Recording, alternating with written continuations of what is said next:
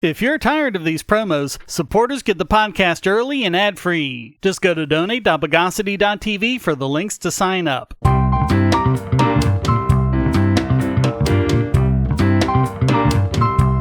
Welcome to the Bogosity podcast for the week of February 27, 2022, the podcast that lowered the white flag.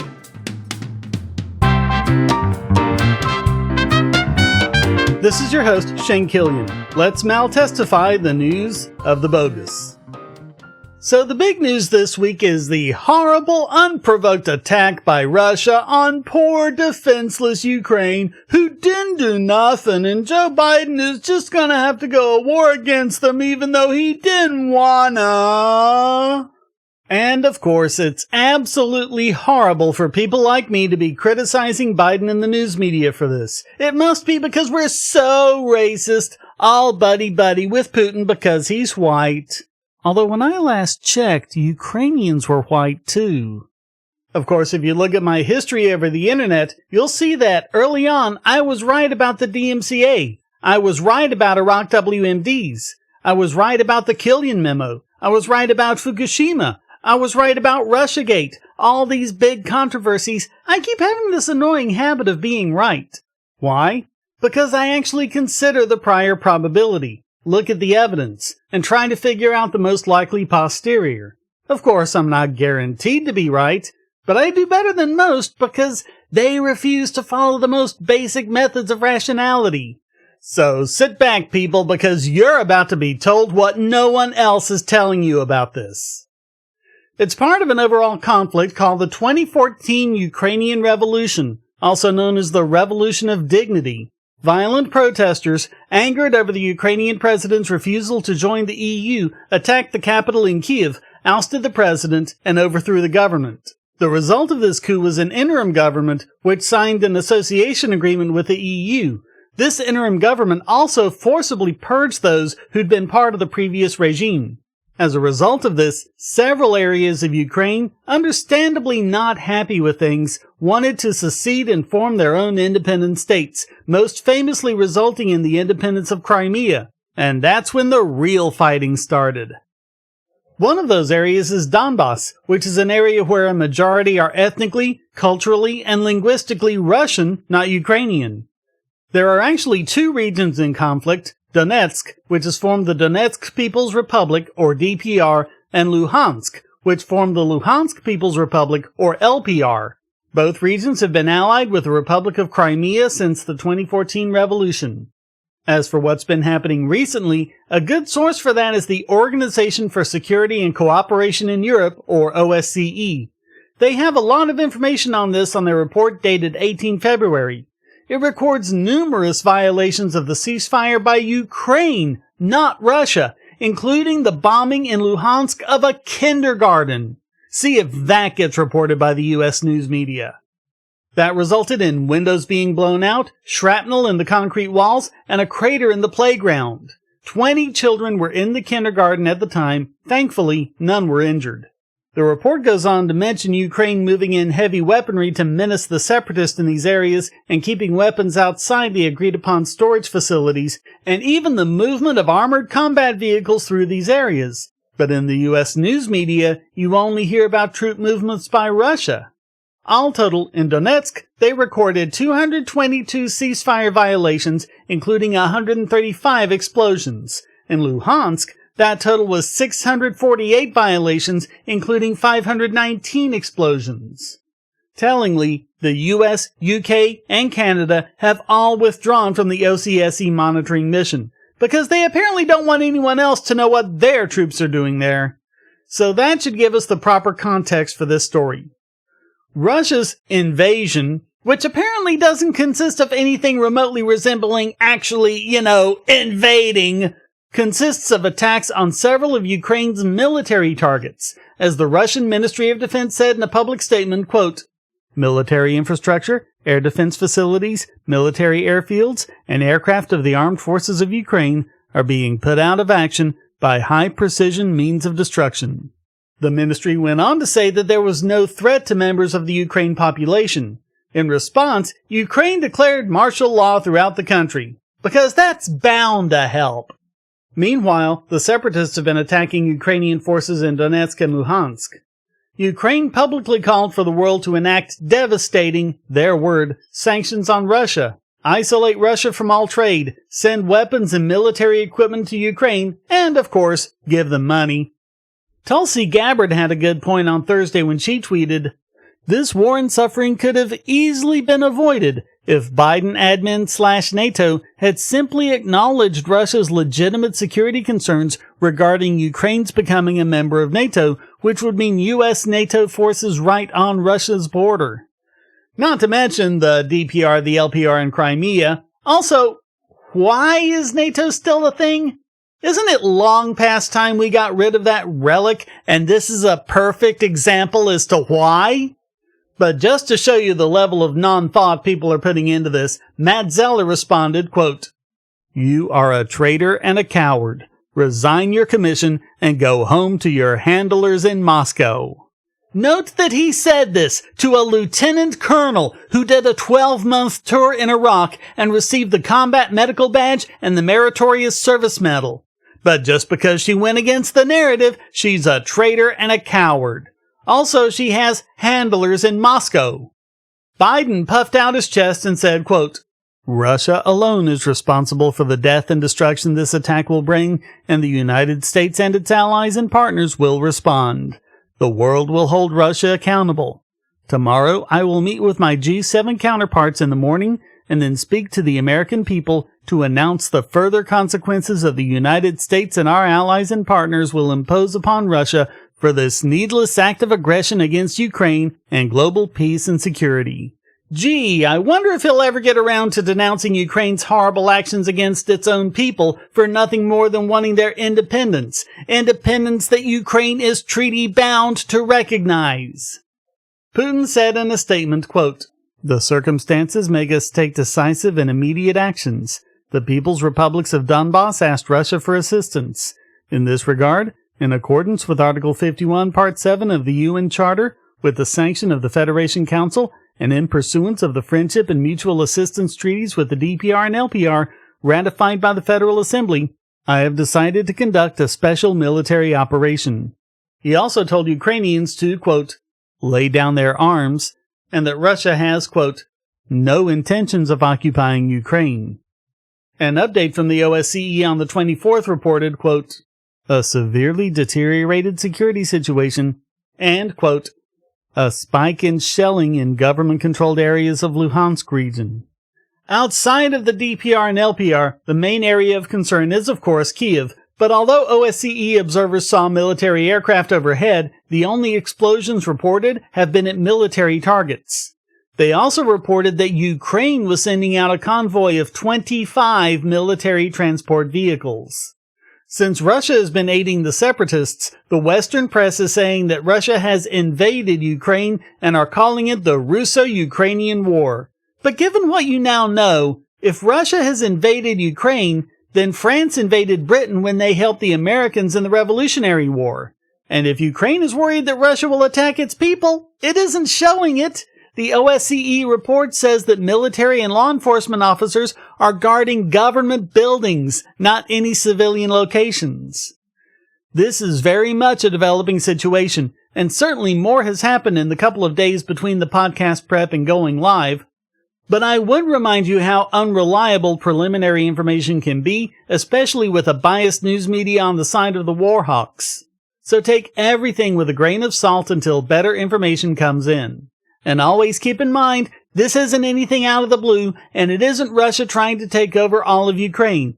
It's just the latest in a long line of special interest wars the U.S. has roped itself into, just like siding with Saudi Arabia in its slaughter of Yemeni citizens. Also, note how they don't seem to care about what China is doing to Taiwan. Something else to keep in mind.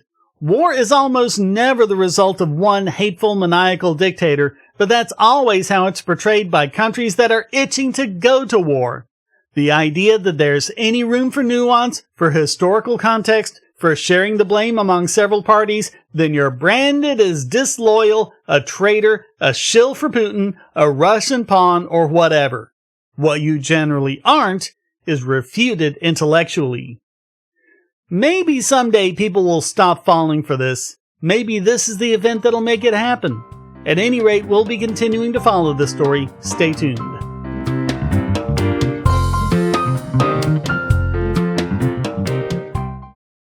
If you're looking for a way to support this channel, but you don't have any spare cash and you can't stand ads, you can do so by generating your own cryptocurrency. Use the links at the bottom of the description to follow the link to Odyssey.com to listen to the podcast and see all of my YouTube videos as well. Just watching videos will produce cryptocurrency for the creator and yourself. And since Odyssey is always monetized and never censored, you'll have no problem seeing all the videos from your favorite creators. You can also use the library credits you create at Odyssey to tip creators and even purchase paid content.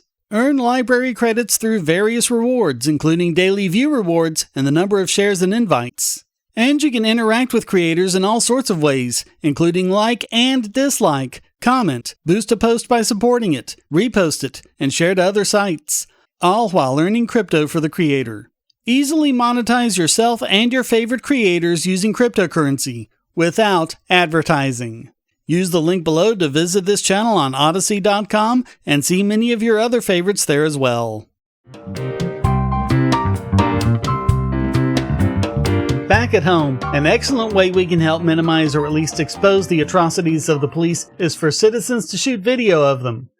Cops have harassed, brutalized, and even arrested people for filming them while on duty, but it is absolutely your right, and courts have fairly consistently affirmed this.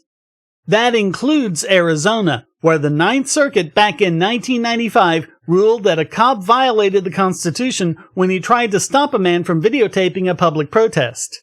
But now, the Arizona House has a bill out of committee that would make it a crime to film cops on the job.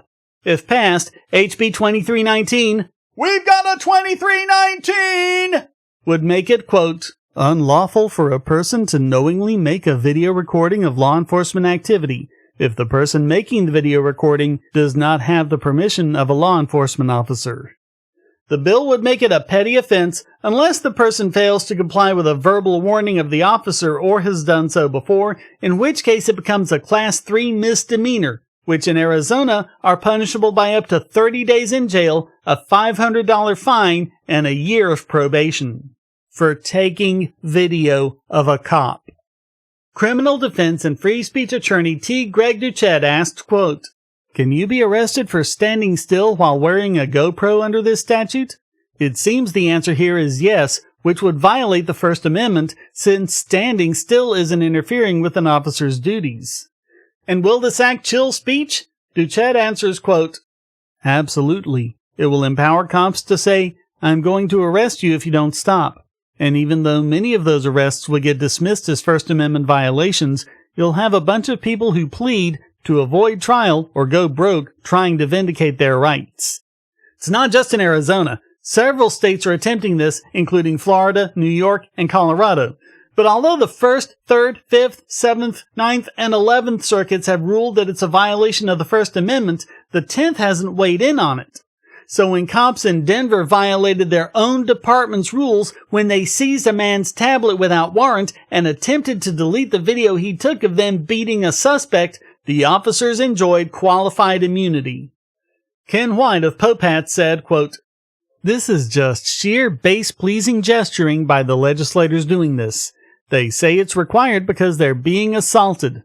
Well, let me tell you, I've never seen a situation where actual assaults of cops are not vigorously prosecuted, and if anything, they're prosecuted too easily and questionably. This is really trying to deter speech against cops that might hurt the most delicate person's feelings. Keep in mind that, even though this bill might not go anywhere, if it does, and since it made it out of committee there's a good chance, then even though it'll be obviously and blatantly unconstitutional, it'll be very expensive for people to fight it. It could take several $100,000 to get it through the courts to do so, even more if it goes to the Supreme Court. Most people can't afford the time and money to do that, so they'll just take a plea bargain. And cops can get away with basically whatever they want, since any evidence of their wrongdoing was illegally obtained.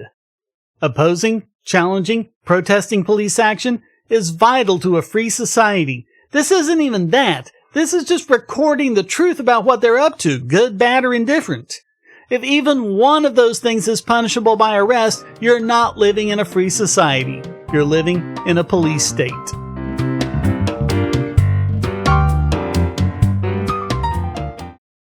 If you're on the Wi-Fi in a coffee shop or hotel, anyone on that network can get your traffic. Do you really trust all of those strangers? For that matter, do you really trust your ISP? A VPN can protect you from prying eyes, disguise your location, and even foil government censors. It's essential in this day and age, so go to vpn.bogosity.tv and you'll be taken to BoxPN. Starting at just $2.99 a month, you can get unlimited high-speed connections to VPN servers all over the world, and they don't log connections, so your privacy is assured. Traveling abroad, just VPN home, and don't worry about what those other governments are doing. Back at home, stop your ISP from traffic shaping and messing with the quality internet access you're paying good money for. You can connect from multiple machines at once, including your smartphone or tablet, and it supports all the secure standards, including OpenVPN and SSTP.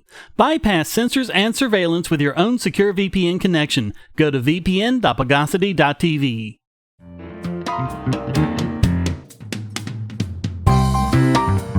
Another case of the U.S. Copyright Office getting it right. A copyright can only be placed on a work of human creativity. It can't be a monkey taking a selfie. It can't be white noise generated by a computer.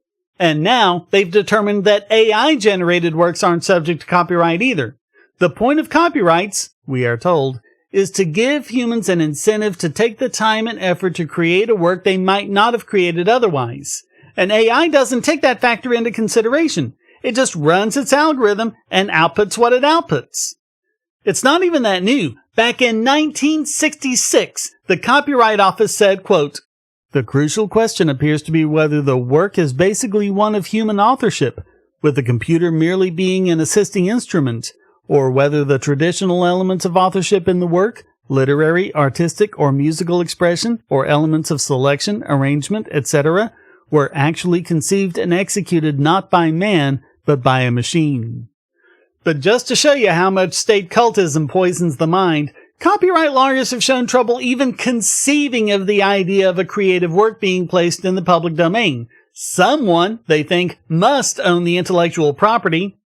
One of the biggest offenders here is Stephen Thaler, who has tried using a computer to make inventions and get them patented, and made himself a pest all over the world, including the US, Australia, the EU, and even China. We covered before, though, the Copyright Office's statements about what sort of works cannot be copyrighted, where they listed, quote, "a photograph taken by a monkey, a mural painted by an elephant, a claim based on the appearance of actual animal skin, a claim based on driftwood that has been shaped and smoothed by the ocean, a claim based on cut marks, defects, and other qualities found in natural stone, an application for a song naming the Holy Spirit as the author of the work. Similarly, the office will not register works produced by a machine or mere mechanical process that operates randomly or automatically without any creative input or intervention from a human author." Of course, that leaves some leeway. How much human intervention is required for copyrights to kick in? Enter Thaler again, this time with copyrights instead of patents, and once again, they rejected him. In 2018, he'd made, or rather his computer made, a colorful piece of artwork called A Recent Entrance to Paradise. He applied for copyright, and in 2019, the Copyright Office rejected his application based on the fact that it was created by a machine and not a human. Thaler requested reconsideration, saying their decision violates the Constitution somehow, and this was rejected. He filed a second request for reconsideration, saying that they're, quote, "currently relying upon non-binding judicial opinions from the Gilded Age to answer the question of whether computer-generated works can be protected." They smacked him down again, saying, quote, "human authorship is a prerequisite to copyright protection in the United States, and that the work, therefore, cannot be registered." They referenced several Supreme Court precedents where authors were referred to as human, and showed it was consistently considered to be so by lower courts. They also rejected his argument that the work-for-hire doctrine allows for AI copyrights since it allows for, quote, "non-human artificial persons such as companies." But the board said a machine cannot enter into a binding legal contract as the doctrine requires. Also, the doctrine is about who owns the copyright, not whether or not a copyright exists. In any event, the whole thing appears on its face to be absurd, since it isn't the AI filing for the copyright. When the AI can file and make arguments for copyright completely on its own, maybe then we'll see.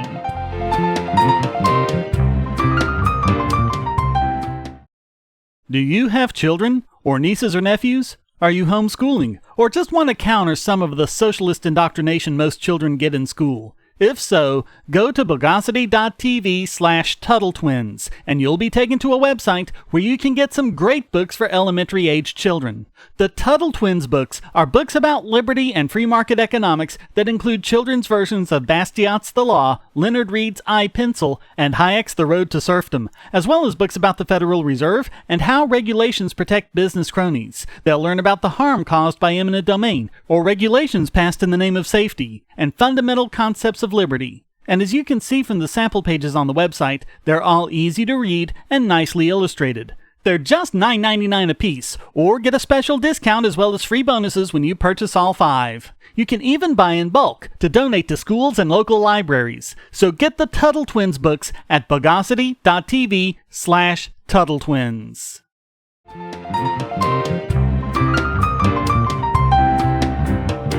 And now it's time to solidify this week's biggest Bogon emitter. Just give it up, CNN. You are trash. You are garbage. You are worthless. And if people didn't know that before, they will after seeing this headline. Trump sides with Putin as Biden tries to stop a war. I mean, seriously? Biden is trying to stop a war? Biden, the man who's been beating the war drums ever since his approval rating took a nosedive? Biden, the man who never saw a war he didn't like? Biden, who championed the Vietnam War, both Iraq wars, Panama, Somalia, Serbia, Bosnia, Afghanistan, Pakistan, Libya, Yemen, Syria, on and on and on? While he himself dodged the draft. Just listen to this first paragraph, quote, "It only took 24 hours for Donald Trump to hail Russian President Vladimir Putin's dismembering of independent, democratic, sovereign Ukraine as an act of genius." What dismemberment? And democratic? If you listen to the first segment, you'd know the current regime is the result of a violent coup. And yes, they've had elections, but so did Venezuela. We know how much that's worth. They then bleat, "That impunity, dictator coddling, and hero worship will return if he wins back the White House." And a bit later, "It's unsurprising Trump would praise anything Putin does, given his genuflecting to the Russian leader while in office." Well, why don't we listen to this bit from a July 2018 meeting with NATO Secretary General Jens Stoltenberg that CNN never aired, where Trump railed against the Nord Stream 2 pipeline deal. Well, I have to say, I think it's very sad when Germany makes a massive oil and gas deal with Russia, where you're supposed to be guarding against Russia, and Germany goes out and pays billions and billions of dollars a year to Russia. So we're protecting Germany, we're protecting France, we're protecting all of these countries, and then numerous of the countries go out and make a pipeline deal with Russia, where they're paying billions of dollars into the coffers of Russia. So we're supposed to protect you against Russia, but they're paying billions of dollars to Russia, and I think that's very inappropriate. And the former chancellor of Germany is the head of the pipeline company that's supplying the gas. Ultimately, Germany will have almost 70% of their country controlled by Russia with natural gas. So you tell me, is that appropriate? I mean, I've been complaining about this from the time I got in. It should have never been allowed to have happened. But Germany is totally controlled by Russia because they were getting from 60 to 70% of their energy from Russia and a new pipeline. And you tell me if that's appropriate, because I think it's not. If Trump is a puppet of Putin, he's not a very good one. Biden, by the way, waived sanctions against the Russia-owned pipeline company. Only now has he turned against it, when it becomes politically inconvenient. Nowhere in this CNN article is any mention of the history or the real issues behind the conflict. But really, what did you expect? They even finish off mentioning, quote, the multiple strange contacts between his 2016 campaign team and Russian outsiders. Yes, they're still trying to keep Russiagate going! Imagine it was just some rando on the internet saying this. Wouldn't it sound exactly like that guy was an insane conspiracy theorist, especially now that it's been completely debunked? Also conspicuously absent in this article is any justification for the headline's claim that Biden tried to stop the war. A war that started while he was vice president, by the way. Can anyone say gaslighting? There's no room at CNN for history. There's no room for context. There's no room for nuance. There's no room at CNN for anything other than our team rules, your team drools. So all of that makes CNN this week's biggest Bogon emitter.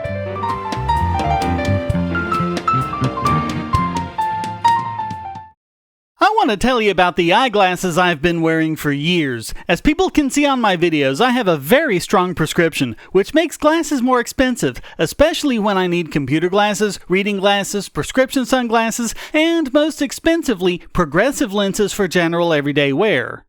To save money while still getting quality glasses, I get them from Firmoo. In fact, I just got a pair of progressives with high-index aspherical lenses and a nice pair of frames my wife loves for just over $100. It would have been $500 to get them through my eye doctor. Not only do they look good, the glasses are durable. I've worn many pairs for several years without problems. All orders come with a 30-day return policy, a 3-month warranty, and one-on-one customer service. Go to Firmoo, that's FIRMOO.Bogosity.tv anytime you need quality glasses at a low price. Once again, that's Firmoo.Bogosity.tv.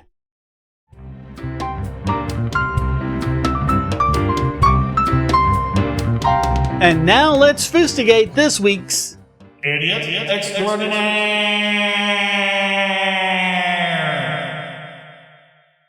I'm going to play these comments from Canadian Liberal MP Yaira Sachs because you're not going to believe it otherwise. Here's what she said in remarks in Parliament in defense of Prime Minister Justin Trudeau invoking the Emergencies Act for the first time ever to crack down on Canadian freedom protests around the capital. How much vitriol do we have to see of honk honk, which is an acronym for Hail Hitler, do we need to see by these protesters on social media? So, first of all, it's Heil Hitler. Second, that's not what an acronym is. But you know what we're talking about here. Truckers are honking their horns. The onomatopoeia for a horn sound is honk. Honk starts with H, and so do the words Heil Hitler. Therefore, Nazis or something. Never mind the fact that the two organizers are a Jewish man and a First Nation woman. Or the fact that honking one's horn at demonstrations has always been a sign of support. Or even the fact that they're the opposite of Nazis who forced people to show their papers and made them take certain medications and froze the accounts of protesters. And, you know, we're socialists. But, of course, it's easier to write off protesters as racist white supremacists rather than actually consider that they might have valid objections. But, wait a minute. Honk, honk. Geese honk. The Nazis goose-stepped. Whoa. I should probably stop before I give these morons any ideas. So anyway, the internet gave this stupid woman the reaming she deserved, but in a case of being too stupid to know how stupid she is, even after it's pointed out, she doubled down by tweeting, "For those who think that honk honk is some innocuous joke, I'll just leave this here." And she quoted a tweet from an Antifa member, Gwen Snyder. Yeah, real big authority there. So Snyder tweeted, "It's easy to miss Nazi alt-right signifiers if you aren't swimming in this cesspool all the time." Oh, and you are? I think you might be admitting a little more than you think. Quote, "So this is going to be a running thread on what to watch for, with a special emphasis on vocabulary and symbols that should make you suspicious. Yes, this is more of that dog whistle crapola. Here's a hint. Even if that were the case, by the time it gets out to people like you, it doesn't work as a dog whistle anymore, so they stop using it. Idiot. Quote, let's start with a classic and a new variant. 88 and HH, phrases like honk honk. They mean Heil Hitler. H is the 8th letter of the alphabet, thus 88. Honk honk is associated with the honkler and is often used ironically by alt-right trolls. Wow! Even the tweet she referenced said that, just like the OK sign, it's a rumor spread to troll people like her. Her screenshot from 4chan even says, why honk honk is the next OK sign. But as Newsweek's deputy opinion editor Batya Ungar-Sargon told her in a tweet, liberal elites hear Heil Hitler when workers raise up their voices and demand the right to work on their own terms because it threatens elites' monopoly on power. So they project a fascist threat onto the victims of their own authoritarian overreach. Jewish economist Scott Ullman responded, when partisan leftists like Ya'ara Sachs propagate hate hoaxes like this one, it puts people at greater risk from actual hate because the victims are less likely to be believed and society will start to give genuine hate mongers the undeserved benefit of the doubt. He also introduced her to the concepts of Lashon Hara and Rishalut, which is a prohibition on Jews against speech that causes damage to the subject and or listener. So, one of them is being a good Jew. Typical lefty, sees racism everywhere except in the mirror. So all of that makes Ya'ara Sachs this week's Idiot Extraordinaire.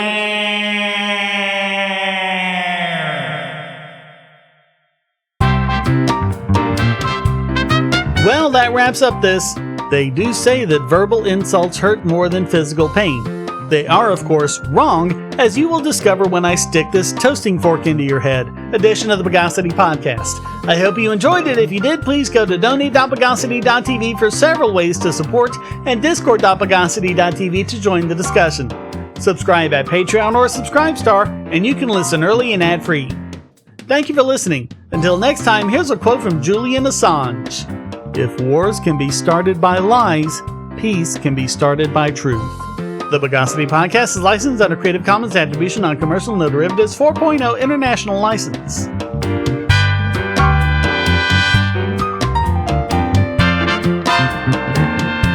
Bogosity.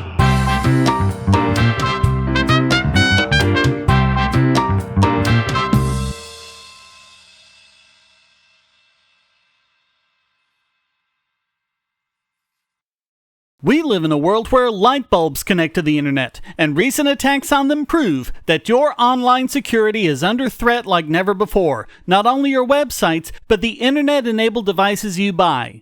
And the biggest problem is weak passwords. That's why you need LastPass. LastPass allows you to randomly generate strong, unique passwords on the web and on your internet-enabled devices, all protected by one master password.